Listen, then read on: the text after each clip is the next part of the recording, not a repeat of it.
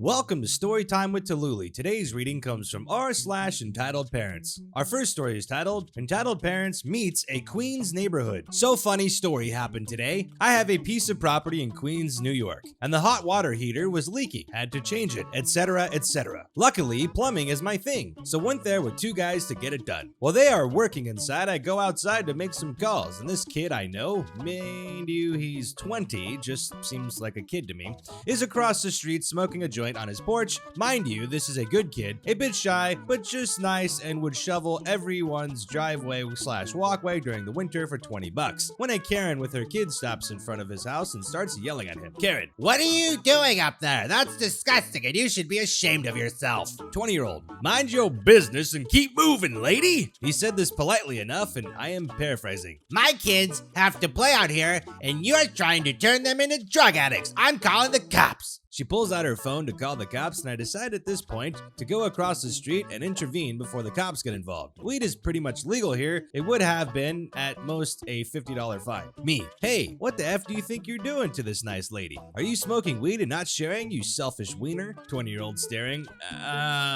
Sorry, here, take one of mine." Reaches into pocket and pulls out half a joint I was saving for later. Effing kids these days have no respect. Karen to me: "Are you effing kidding me? What the F is wrong with you?" At this point, another neighbor who was watching this unfold, having a bit of a chuckle, steps in. Other neighbor: "Hey, Spartan, what the F is all they're yelling about?" Me: "The kid was token and this young lady wanted to pull and he was being a selfish wiener." "What the F? That's effed up, kid. I'm telling your mom when she gets home." "Sorry, lady, let me go inside and get my bong for you. We don't tolerate that kind of behavior in this neighborhood." "You think this is funny? You guys are disgusting. I am calling the police." At this point, she walks away back to the homeland of Karens never to be seen again, I hope, and the 20-year-old starts busting apart at the seams in laughter. Figured you guys would have a good chuckle at this, and since she tried to use her kids as an excuse to push other people around, I think it fits the sub. I mean, the guy's on his property doing his thing, I get that, but I mean, that is kind of something that I think parents could freak out if they smell it. Like if they smell it around their kids, they don't want their kids, even if it is not that illegal, you know? I don't know. I mean, I think it's a funny story. It's definitely a funny story, and she was being a Karen, and obviously nobody likes that. But I mean, weed around kids, I guess, I could see why someone would get upset. But I mean, the guy was on his porch. It was his property. So I mean, it's kind of like if you don't want to, just don't be around the area if you don't like it. So I don't know. Our next story is titled, Boomer Tries to Steal My Baby. I'm a 20-year-old female with a 3-month-old son. We took our son to the park for the first time. They have swings good for little babies, so we had him in there. He absolutely loved it, by the way. There was an older lady there with 3 kids. I'm assuming her grandchildren because they were pretty young and she seemed my grandma's age. She was eyeing us up the moment we got there. My fiance is a smoker and he's not allowed anywhere near the baby while smoking. So he went to the baseball fields to sit and smoke. This is a decent ways away. Even though this is a very, very small town, I didn't know the woman as we didn't live in the town that we are currently at. We live in the biggest town in that county, but apparently the county's park didn't have swings even though it's huge. What? But I was very familiar with this town as I lived here for many years. I was younger, so he was fine with leaving us alone, just not familiar enough to know the people anymore. My step-grandparents also lived here, so I felt comfortable. After my fiance had went over to the ballpark, this lady approached me and began talking to me. She asked me how I like babysitting. I laughed and told her I wasn't babysitting, that this was my son. This set her off. She grabbed a hold of my wrist and told me don't lie to her, that I'm too young for this to be my son and that she doesn't believe me. She told me if I don't produce valid forms of identification for both of us, she would call the police for kidnapping. Identify occasion? Come on, that's a Bo and Apple tea moment.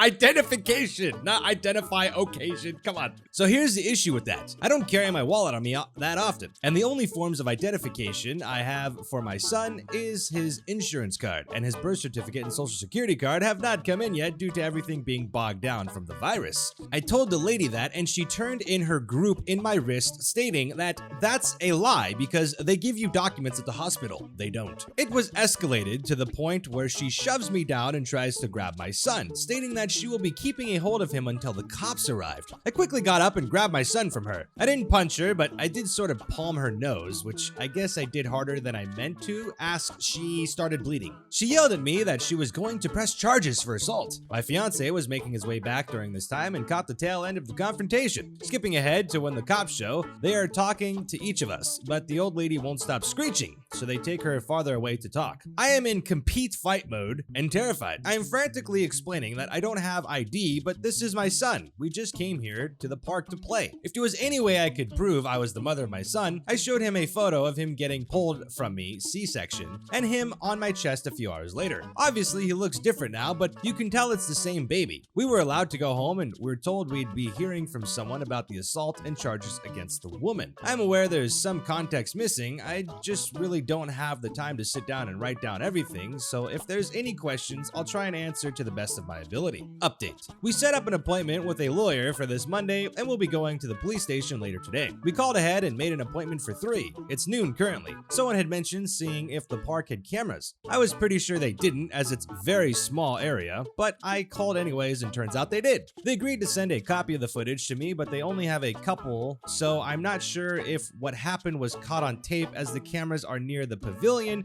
and the swings are off to the side. I'd also like to add that I didn't expect this to blow up so much and would like to thank everyone for their kind words and support. I know I should have reacted better, but I was in such shock and it happened so fast. I feel very guilty for not protecting my son, and I appreciate it if the comments about me doing a poop job about it would stop, please. I mean, I don't know if that's a poop job. I mean, some psycho lady came to you, made some wild assumption and accusation, tried to take your child from you. I mean, do you not have every right to get her off? And like a little push in the nose, yeah, she's old and you could have hurt her very badly. But I mean, she's trying to take your kid. I mean, I feel like it's really reasonable for anybody trying to take your kid that you can use force at that point to get them away from you. I don't know. That to me just, I don't know how anyone would give you crap for that. That just, I don't know. I mean, yeah, you shouldn't hit an old lady. And if I was obviously, like, it's different too, probably, right? Because, like, if it happened to me, I wouldn't have hit an old lady. I could just grab the kid and be like, yo, what are you doing? You know, and just call the cops then. We'll deal with it. But I mean, in that situation, how do you blame a mother for, like, trying, like, someone stealing her child, you know? Like, I mean, come on. I don't know. I don't know who would call you poopy for that. I don't know. Our next story is titled, Karen demands her meal for free, but gets instant karma instead. This story is about my mother. Yes, she is a mega Karen, and unfortunately,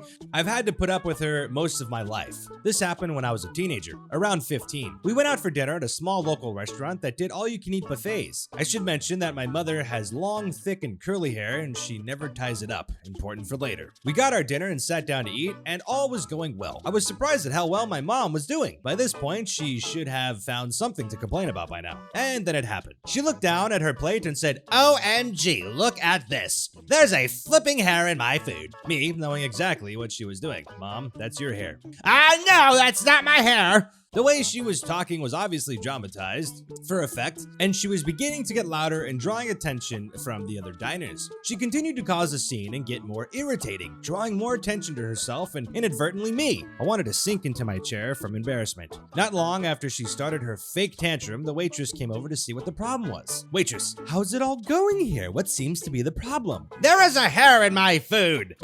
Okay. Mom, getting furious at the lack of care from the waitress. Well, then what are you going to do about it? We deserve to have our meals for free. This is horrible customer service. Waitress, with a smirk across her face. I'm sorry you're not satisfied with our food. Would you like to speak to the chef? Mom, looking smug that she thought she won. Yes, I would. I was confused at this point, not understanding why the waitress didn't seem to care, even though I knew my mom was lying, but it soon became clear why. A few minutes later, a man came out from the back of the store and walked right up to our table, and my mom's face went ghost white and her jaw dropped. The chef was bald. Not balding, but so bald that you could see your reflection on his shiny scalp.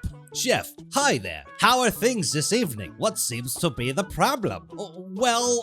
There's a hair in my food. Chef smiling. I'm sorry to hear that, ma'am, but unless I've miraculously grown a head full of hair on my walk over to your table, you can see I am very much bald. And as I am the only chef working right now, that is clearly not my hair. Mom, complete silence. Is that all for now? I need to get back to work. Without waiting for an answer, he turned and walked back to the kitchen, but not before I mouthed sorry to him as he left.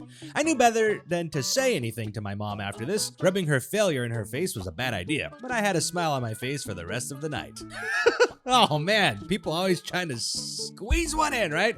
Getting freebies. Oh, that's so funny though. I had a feeling though he's gonna come out bald. That's awesome though. It's like perfect. Perfect instant karma. Well, that's it for today. Thank you for tuning in. If you enjoyed this video, please like it. If you enjoy these types of videos, please consider subscribing to the channel and hit that bell for notifications so you know when more videos come out. Thank you all for your continued support. And if you'd like to join the Discord, we have an amazing community and an awesome group of people. The link for that's in the description, along with all of my other social media links if you'd like to follow me on different places of the internet as well. Hope you all are staying safe out there. And with that being said, we'll see you next time.